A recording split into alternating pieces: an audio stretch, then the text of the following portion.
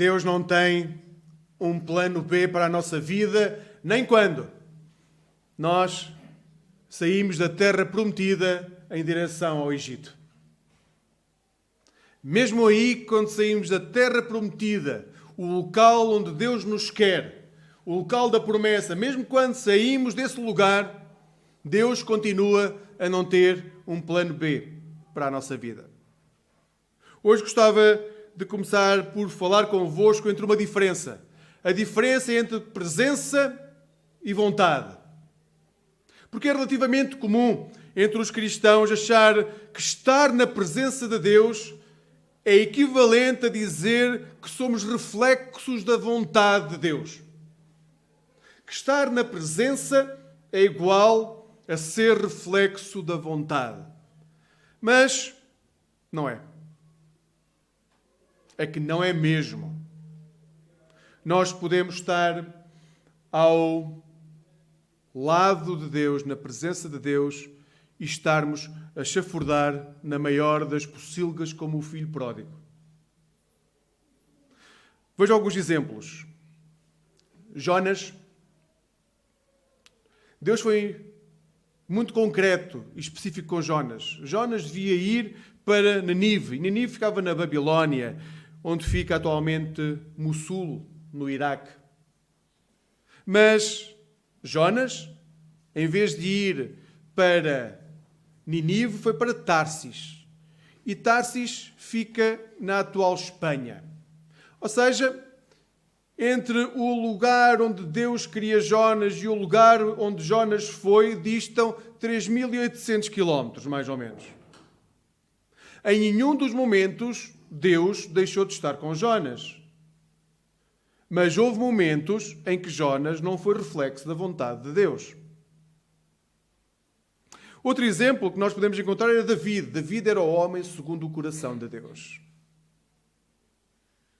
Mas este homem, segundo o coração de Deus, pegou em Urias, enviou-o para a frente de batalha para morrer, porque anteriormente tinha dormido com a mulher de Urias, a tinha engravidado. Deus sempre esteve ao lado de David, mas David nem sempre foi reflexo da vontade de Deus. E podíamos pegar nos exemplos dos apóstolos, Pedro, Judas, da igreja nascente, mas também podemos pegar em exemplos de hoje, do século XX. O século XX foi muito prolífero em igrejas a apoiarem regimes opressores.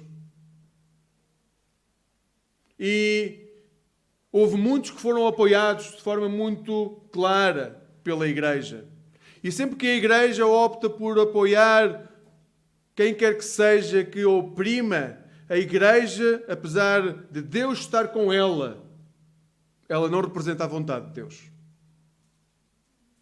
Porque o papel da igreja é acolher todo o órfão, o pobre e a viúva deste mundo. E podia continuar, porque nos nossos dias é relativamente comum cada um de nós confundir presença com vontade. Basta imaginar na forma como nos agarramos ao nosso conforto, dizermos que no nosso conforto nós estamos na presença de Deus, mas temos dificuldades em sair do nosso conforto para realmente fazer a vontade de Deus. Amigo, hoje quero começar por te dizer que apesar do teu passado, Deus nunca deixou de estar ao teu lado. Seja qual foi o teu passado, em nenhum momento Deus deixou de estar ao teu lado. E quero que possam ler comigo um texto que encontramos em Gênesis. Gênesis 47, 5, 6 e depois os versículos 11 e 12. Diz o texto: o faraó dirigiu-se a José e disse-lhe: uma vez que o teu pai e os teus irmãos vieram para junto de ti, aí tens à tua disposição todo o Egito. Podes instalar o teu pai e os teus irmãos na melhor região do país. Podem ficar na região de Goshen. E se vires que entre eles há homens competentes para guardarem os meus rebanhos, podes confiar-lhes esse encargo. José instalou o seu pai e os seus irmãos e deu-lhes propriedades na melhor terra do Egito, na região de Ramsés, cumprindo ordens recebidas do faraó. José mandava também distribuir mantimentos ao seu pai e aos seus irmãos, dando a cada família alimentos conforme o número dos filhos que tinha. Eu não sei como é que é convosco, mas eu às vezes tenho um ouvido seletivo. E um ouvido seletivo tem a ver com o facto de nós ouvirmos a conversa toda, mas só nos interessar metade. Vou-vos dar o exemplo lá de casa.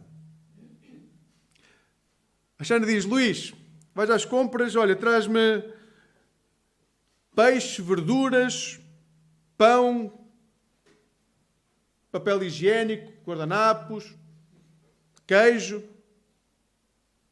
Como eu não anoto, porque realmente eu sei o que é que quero comprar, vou às compras sem lista, certo? Assim uma nuvem vaga daquilo que tenho que comprar. Vou às compras, não sei como é que é com vocês, eu demoro bastante tempo. Às compras, passada uma hora, chego a casa e trago pão, queijo. E depois, muito contente, digo: Xana, olha, eu trouxe o pão e o queijo e até trouxe café, que não havia em casa. E a pergunta é: então e o resto? E eu respondo: qual o resto? Ouvido seletivo. Temos um ouvido seletivo quando só ouvimos metade da conversa, pegamos nesta metade e encaixamos no desejo do nosso coração. Porque o nosso coração tem desejos. E se a pessoa que está à nossa frente dá a entender que algumas das coisas que estão a ser ditas podem encaixar, nós pegamos nisso e encaixamos no nosso coração. Pequeno almoço, pão, queijo e café, está ótimo. Um ouvido seletivo faz ressaltar o desejo do nosso coração, mas não o desejo do coração de Deus. Algo parecido aconteceu com Jacó, o neto de Abraão e os seus descendentes. Depois de uma verdadeira novela, José, filho de Jacó, é vendido como escravo pelos seus irmãos. Queridos amigos, se acham que a vossa família é complicada, têm que ler a história de Abraão, Isaque e Jacó para ver o que é uma família que, sendo a família da promessa, é uma família completamente disfuncional. Completamente. Leiam Gênesis para ver o que é uma família cheia de problemas. Realmente é realmente impressionante. Vejam, aquela que seria a família que seria o início de um grande povo, vai ser uma história que daria uma excelente telenovela dos nossos dias. Hoje já não se vê telenovelas, vêm essas séries da Netflix. Aquela terra que seria a terra da promessa tornou-se numa terra de tensão, de lutas, de ódio, de sangue. Tudo porque o ouvido começou a ser seletivo. Vejam, Abraão mandou o filho Ismael para o desterro na grande probabilidade de ele poder vir a morrer. Depois pegou no seu outro filho, atou-o, colocou-o em cima de uma pilha de lenha para o sacrificar. Coitado de Isaac, deve ter ficado traumatizado para o resto da vida com isso. Isaac pegou, tal como o seu pai, pegou na sua mulher e quando viajava dizia que ela era irmã, porque as pessoas podiam querer aproximar-se dela e antes de o matar, mais valia ficar com a mulher. Bem, não correu tão mal, porque para Abraão foi pior, porque Sara realmente acabou por casar com o faraó e ir para a cama do faraó. Rebeca não chegou a esse ponto. Realmente, querem falar de famílias disfuncionais? Leiam Gênesis. Esaú vendeu o seu direito de progenitura, aquilo que era o seu dever de cuidado pela família, sabem pelo quê? Um prato de lentilhas. E o irmão, Isaac, enganou o pai para ficar com a herança do irmão. Querem falar de famílias disfuncionais? Leiam Gênesis. Leiam Gênesis. Esta devia ser a terra de bênção, de promessa, a terra que iria dar frutos e multiplicar a herança do povo de Deus. E só há confusão até este momento. Até este momento só houve confusão. E a confusão nasceu não das promessas, mas das escolhas das pessoas. Porque todos nós fazemos escolhas e as nossas escolhas têm consequências, apesar das promessas. Então, peço que olhes para o teu coração. Peço que olhes para o teu coração. Quais foram as situações que te moldaram e que te fazem chegar hoje a este lugar, sabendo que há promessas para ti, mas que as escolhas que fizeste te desviaram delas. Sabes, não foi só Abraão que recebeu promessas, todos nós recebemos promessas de Deus. Todos nós, agora, recebemos promessas claras de Deus. Tu és filho, tu és filha de Deus, e Romanos vai dizer que nós somos herdeiros e co-herdeiros, juntamente com Cristo, das glórias do Pai. Então, há uma promessa clara, nós somos herdeiros e co-herdeiros da glória do Pai. Essa é a promessa. O que é que nos desviou dessa promessa? Quais as escolhas que fizemos que nos desviaram da promessa? Olha para o teu coração, porque é aí que vais encontrar o coração, biblicamente, é a tua mente. Olha para a tua mente, o lugar onde se tomam decisões. O que é que te fez desviar do caminho? Quais foram as escolhas que te desviaram do caminho? Realmente, querer escolher o prato de lentilhas em vez do banquete celestial não é a melhor opção. De que vale viver na terra da promessa, na terra prometida, na terra onde dá para testemunhar Jesus como ressuscitado e vive entre nós, Senhor e Salvador? De que vale viver nessa terra se vivemos como se fôssemos escravos? Escravos de decisões tomadas no passado, que nos afastaram da presença de Deus. Mas eu tenho que dizer, tu já estás na terra prometida. Já estás na terra da promessa. Então desfruta dessa terra, como pessoa livre que és. Não tens de viver escravo. Não tens de sobreviver a cada dia. Há uma promessa. Nós somos herdeiros e co-herdeiros da glória do Pai. É nossa. Agora, nesta família disfuncional, José, filho de Jacó, e não vos vou contar a história, podem ler a história toda, Gênesis, se quiserem, de forma mais pormenorizada, a partir do capítulo 39. José é vendido pelos irmãos a uma caravana de ismaelitas que vai a caminho do Egito. Se têm problemas com o vosso irmão, imaginem como é que terá ficado José ao ser vendido pelos irmãos como escravo. Se querem saber a razão, então vejam lá a partir do capítulo 39. Hoje não vamos debruçar-nos sobre isso. Então, mas José é vendido e acaba por se transformar a segunda pessoa mais importante do Egito. Ou seja, um dos maiores impérios daquele momento sobre a face da terra, ele passa de escravo à segunda pessoa mais importante deste império. Primeiro foi escravo na casa de Potifar. Depois, se acham que não podia piorar, piorou. Deixou de ser escravo da casa para ser preso e passou 20 anos entre prisão e escravatura. E então há um momento em que o faraó o chama e o transforma na segunda pessoa mais importante do Egito. Realmente nós não sabemos se durante todos estes 20 anos José tinha a percepção que iria ser a segunda pessoa mais importante do Egito e se ele tinha a percepção de que iria salvar tantas pessoas. Não sabemos, mas uma coisa sabemos.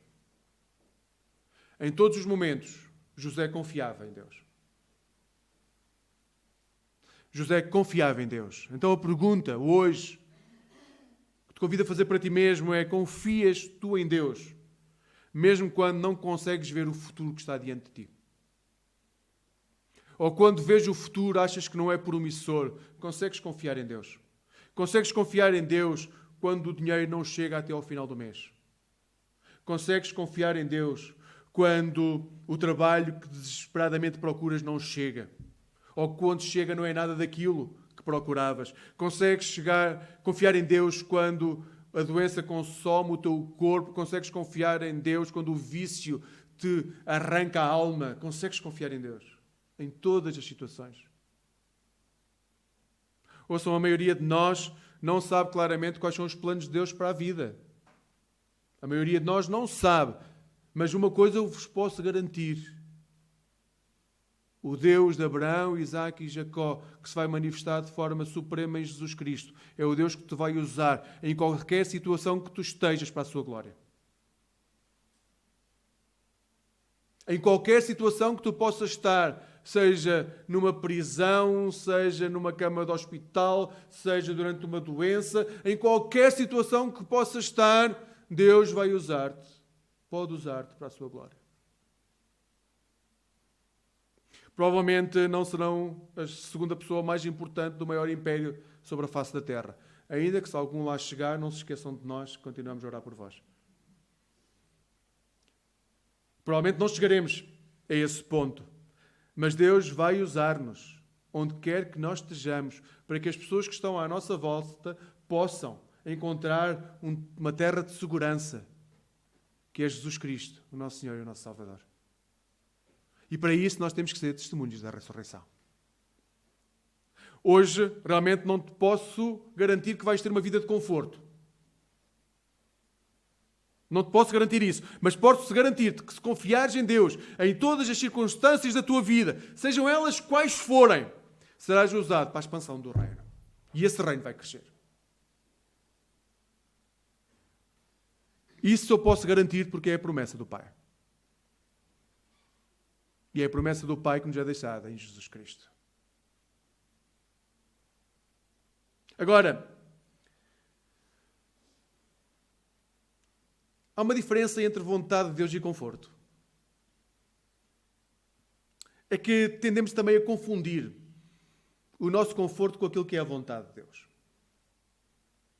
Ouçam, quando os filhos de Jacó lhe disseram que afinal o filho que estava morto, afinal não estava morto, já tinha passado mais de 30 anos, estes filhos tinham dito ao pai, estes filhos que tinham vendido o irmão, tinham dito ao pai que ele tinha sido morto por uma fera feroz, e então chegam, passado mais de 30 anos, a dizer, olha pai, afinal ele não morreu. E não é só isso, ele não somente não morreu, como é a segunda pessoa mais importante do Egito, e está a dizer para nós irmos para aquela terra porque ele vai cuidar de nós. Abençoado filho, certo? Na nossa velhice toma conta de nós. Aqui quero recordar duas coisas importantes. É o próprio Deus que diz a Jacó para ir para o Egito que ele mesmo irá com ele. Segunda coisa importante. A partir deste momento, Deus não volta a falar no livro de Gênesis. A partir deste momento, no relato bíblico, Deus não volta a falar. Aliás, durante os próximos 400 anos, Deus não volta a falar. Isto é tremendo. Vejam, quando Deus diz a Israel, que é o nome de Jacó, Jacó recebe outro nome, Israel. Quando Deus diz a Israel para ir para o Egito, Deus diz a Israel para não temer, que ele pode ir para o Egito, que ele vai com ele. E que fará dele um grande povo. Mas também diz que ele vai para um lugar onde vai encontrar prosperidade. Normalmente pensamos que este texto justifica aquilo que vem a seguir, que são 400 anos, que foi Deus que disse a Israel, vai para o Egito, fica lá 400 anos, vais tornar-te escravo e depois de 400 anos eu vou lá e vou salvar-te. Mas o texto não diz isso. Agora pensem comigo. Não é um bocadinho estranho? Deus tinha prometido a Abraão e Isaque, vai para a terra prometida, vai para Canaã, esta é a terra da promessa, esta é a terra onde eu te quero, é aqui que te vais multiplicar, é aqui que vais crescer, esta é a terra que mana leite e mel, é aqui que deves estar. Mas entretanto diz, bem, mas para lá. Não, agora vais para o Egito, porque é lá que deves estar. Abraão, durante o tempo em que recebe a promessa, começa a desconfiar. Ele diz, oh Deus, mas eu não tenho filhos. Será que é o meu escravo Eliezer de Damasco que vai ficar com tudo aquilo que é meu, que vai ficar com a herança? E Deus diz, não, tu vais ser uma grande descendência. E num ápice nós vemos este povo que devia estar na terra prometida a caminho do Egito. A sair da terra da promessa. A sair da terra onde devia estar a firmar-se, a crescer, a multiplicar-se. Também a terra da confusão, como vimos há pouco. E vai para o Egito. E muitas vezes pensamos que o texto diz que Deus diz a Jacó que ele morrerá na terra estrangeira, lá fechará os olhos e depois será José, o seu filho, a fechar os olhos e a levá-lo para a terra prometida. Amigos, o texto não diz isso. Eu sei que ouvimos as histórias muitas vezes e começamos a juntar as histórias com aquilo que imaginamos, mas o texto não diz isso. Este é o momento em que o povo de Deus começa a ficar confortável no Egito. Eles vão para o Egito porque José vai cuidar da família, eles chegam ao Egito, vão para a melhor terra do Egito e passam a viver bem. E ficam confortáveis na terra que não é a terra da promessa, é a terra do desejo do coração. E isto é terrível, porque a partir deste momento a voz de Deus deixa de se ouvir. Durante 400 anos não há mais voz de Deus a ser pronunciada sobre o povo. Agora imaginem, se aquilo que Deus estava a dizer a Jacó fosse interpretado por Jacó de maneira diferente. Se Jacó tivesse percepcionado que aquilo que Deus estava a dizer é: vai para o Egito, onde tens o teu filho, fica lá enquanto houver fome na terra prometida, mas quando deixar de haver fome, volta para trás. Volta para a terra da promessa. Tu vais multiplicar-te no Egito, vais crescer, os teus filhos vão crescer, tu vais ser cuidado, mas quando acabar a fome, não te esqueças, essa não é a terra da promessa. Isso é o Egito, a terra da promessa é aqui, volta. O problema é que nós ficamos muito confortáveis quando a vida nos corre bem e esquecemos das promessas. Daquilo que Deus quer para a nossa vida. E então ficamos na terra estrangeira, porque nos sabe bem. Isto justifica o facto da voz de Deus não se escutar mais a partir deste momento. E durante 400 anos, mais de 400 anos, não haver pronúncio da voz de Deus. A partir de agora vai-se ouvir voz de homens. E querem saber o que é que o texto diz que é uma voz de homem? A partir do capítulo 47, vemos como é que José vai passar a tratar as pessoas que vivem no Egito. Houve uma grande fome. Antes disso, José programou as coisas para que durante 7 anos houvesse armazenamento de alimento. E depois desse armazenamento houve 7 anos de muita miséria. Isso o texto diz-nos. E depois também nos vai dizer coisas interessantes. Sabem como é que José tratou com as pessoas que estavam a chegar com fome? Primeiro, as pessoas entregaram todo o seu dinheiro ao Estado, porque não tinham o que comer, então todo o dinheiro que tinham serviu para pagar o escasso alimento que havia. Mas quando acabou o alimento, sabe qual foi a parte a seguir? Como é que desenrolou a história? A seguir, as pessoas começaram a entregar as terras. Houve uma nacionalização de todo o Egito. Todas as terras passaram a pertencer ao faraó. As pessoas chegavam e para levar comida tinham que entregar a sua terra. E o texto diz-nos mais no capítulo 47. Diz que não só a terra, houve um momento em que as próprias pessoas se entregaram como escravas para poder comer. É isso que o Egito faz a cada um de nós. Vai-nos moldando, vai-nos corroendo e vai-nos desumanizando a partir do momento que deixamos de ouvir a voz de Deus. Ficamos tão confortáveis que deixamos de ouvir a voz de Deus, passamos a agir segundo o nosso coração e o nosso coração desumaniza as pessoas. Porque busca o nosso conforto.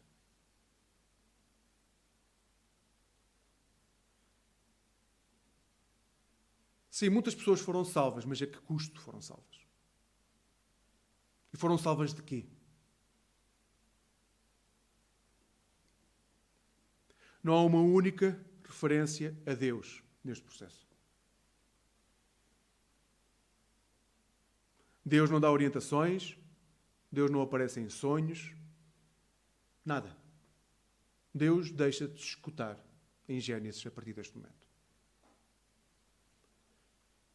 O Egito realmente é um lugar onde os israelitas ficam muito confortáveis. E passam a viver de forma realmente extraordinária, a comer churrasco num domingo à tarde, porque o segundo homem mais importante da terra lhes dava de comer. Enquanto à sua volta, os egípcios tinham que fugir da terra, das terras que tinham, para não ser tornados escravos. E se depois da fome, Jacó tivesse pegado na sua família e tivesse voltado para a terra prometida?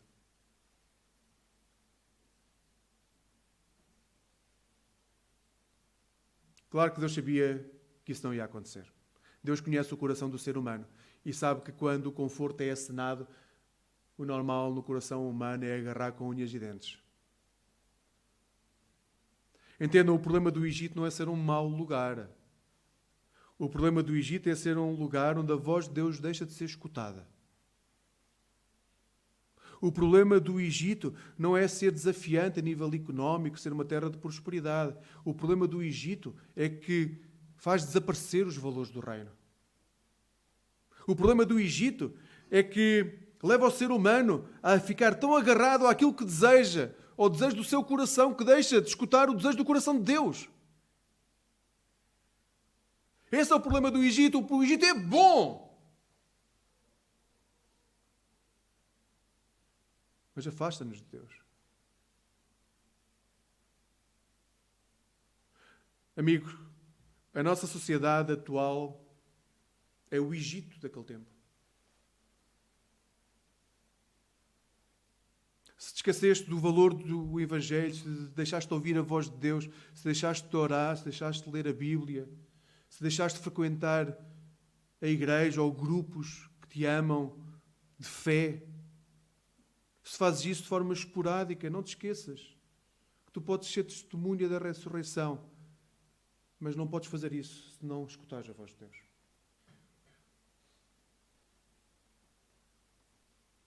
Não desistas da terra prometida. O Egito vai-te consumir até ao tutano. E vai tornar-te escravo das opções que fazes.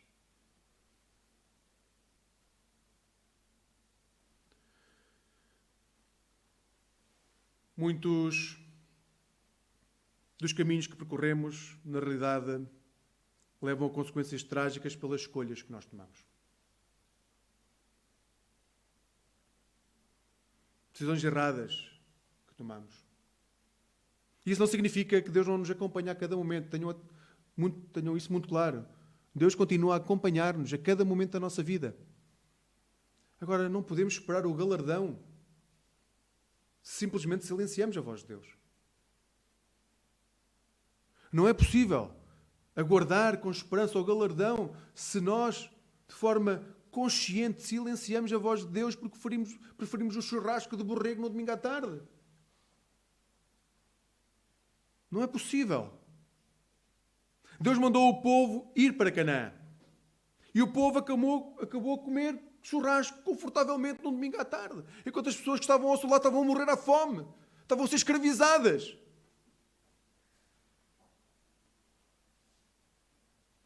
Aquele povo estava a ser destruído. E o povo de Deus celebrava a vida porque vivia bem. Deus mandou o povo ir para Canaã. E o povo preferiu o Egito. Sabem, Atenágoras, no século II, escreveu uma carta a Diogneto. E ele vai explicar nessa carta o que é que significa ser cristão. E a carta podia ser escrita a cada um de nós, porque continua atual como era naquele tempo. É um bocadinho longa, peço a vossa atenção. Ele diz: os cristãos, de facto, não se distinguem dos outros homens, nem pela sua terra, nem pela sua língua, nem pelos seus costumes. Com efeito, não moram em cidades próprias, não falam uma língua estranha, nem têm um modo especial de viver. A sua doutrina não foi inventada por eles, graças ao talento e à especulação de homens curiosos, nem professam como outros alguns ensinos humanos. Pelo contrário, vivem em casas gregas e bárbaras, conforme a sorte de cada um, e adaptando-se aos costumes do lugar quanto à roupa, ao alimento e ao resto. Testemunham um modo de vida admirável e, sem dúvida, paradoxal. Vivem na sua pátria como se fossem estrangeiros. Participam de tudo como cristãos e suportam tudo como estrangeiros. Toda a pátria estrangeira é a sua pátria. E cada pátria é estrangeira. Casam-se com todos e geram filhos, mas não os abandonam. Põem a mesa em comum, mas não o leito. Estão na carne, mas não vivem segundo a carne. Moram na terra, mas têm a sua cidadania no céu. Obedecem às leis estabelecidas, mas com a sua vida ultrapassam as leis. Amam todos e são perseguidos por todos. São desconhecidos, mas apesar disso, condenados. São mortos, mas deste modo é-lhes dada a vida. São pobres, mas enriquecem a muitos. Carecem de tudo, mas têm abundância de tudo. São desprezados, mas no desprezo tornam-se glorificados. São amaldiçoados, mas depois proclamados justos. São injuriados, mas bendizem. São maltratados, mas honram. Fazem o bem, mas são punidos como malfeitores. São condenados, mas alegram-se, como se recebessem a vida. Pelos judeus, são combatidos como estrangeiros. Pelos gregos, são perseguidos. Mas aqueles que os odeiam não saberiam dizer o motivo do ódio.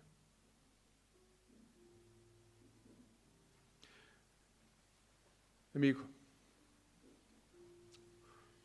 hoje temos que escolher onde é que queremos viver. Hoje tens que escolher onde queres viver. A não escolha já é em si uma escolha. Tens de escolher se queres viver segundo o conforto do Egito ou se queres viver na terra prometida, na terra da promessa. Se escolheres viver no conforto do Egito, te garanto, Deus estará contigo todos os dias da tua vida, mas tu vais deixar de ouvir a sua voz. Deus não te vai abandonar, mas tu não vais mais escutar a sua voz, porque vais escutar o desejo do teu coração. Se, pelo contrário, quiseres viver na terra prometida, não te posso garantir conforto, mas posso garantir-te que vais escutar a voz de Deus até ao final da tua vida. Vais escutar a voz de Deus até ao final da tua vida. E encontrarás paz. A paz que nasce de saberes que a promessa de seres herdeiro e que o herdeiro, juntamente com Cristo, da glória de Deus, se faz real na tua vida a cada momento e a cada instante. É tudo uma questão de escolhas. Que Deus nos ajude a tomar a escolha certa para que o mundo, ao olhar para nós, veja quem é Jesus. Para que nas nossas famílias haja crescimento e edificação. Para que nos bairros onde estamos, Jesus seja glorificado e proclamado. Para que o mundo onde estamos seja mais justo. Para que a Igreja de Cristo seja reflexo do banquete celestial ao qual todos nós estamos convidados na eternidade junto com o Pai. Que Deus nos guarde, amigos.